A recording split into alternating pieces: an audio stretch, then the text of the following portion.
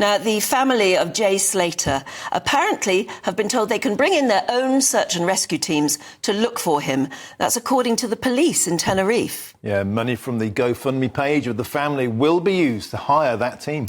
And that's because police have called off the official hunt on the 30th of June. But the family, of course, have said they're going to stay on that island until they find their son.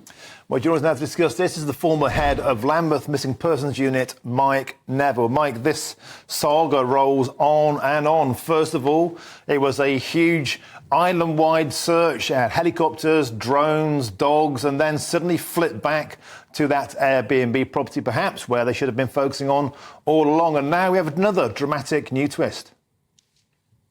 Yes, it keeps going on and on, doesn't it? And I think, my personal theory is he's in that park somewhere. He's lost. He's taken some substances, possibly. He's had some drink. He's confused and he's exhausted.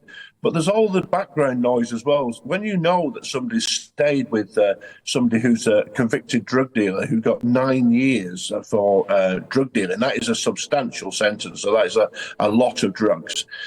Then you need to look into it. And the police have seemingly been too quick to dismiss, and say that things are conspiracy theories. But there's all that background noise around that. And then there's the theft of a Rolex watch.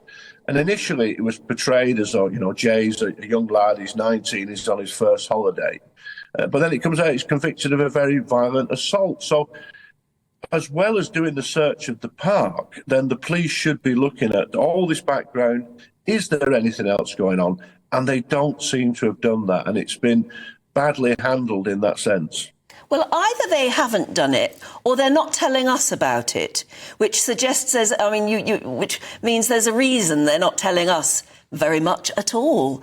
Could it be that there's another investigation going on? I mean, I'm thinking of, a different team of police actually already investigating some sort of drugs thing going on in Tenerife. I mean, could it be that you've got two sets of police who are clashing here and the press aren't being told anything?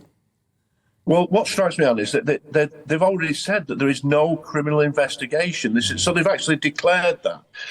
That's what strikes me as odd. I agree with you that you would think there would be a parallel investigation, but I don't see why they would ever come out and actually say there's not a parallel. Sometimes the police will do things in the background, and when you're investigating serious crime or serious incidents, for example, a murder, if a murder victim, is a violent gangster or a drug dealer or something, then the police often don't say that because the public will think, oh, well, the guy got what he deserved. And they won't say that because they want the public to give you information. And the other thing that's really come out on this is how badly, as you said, the press have been handled. It's like some sort of Life on Mars 1970s scenario where they're not coming out and telling the press what's going on. And the result of that is the vacuum gets filled. And so they could do so much better, have a press conference, a senior officer telling the public and the media what's going on. But it's a small island. I think they're really handling it like this is something for the Spanish people. It's an international incident and they're looking foolish in my view. Yeah, I think you've summed it up brilliant there. Mike Neville, thank you very much for joining us as ever and giving us your expert insight. Thank you. Yeah.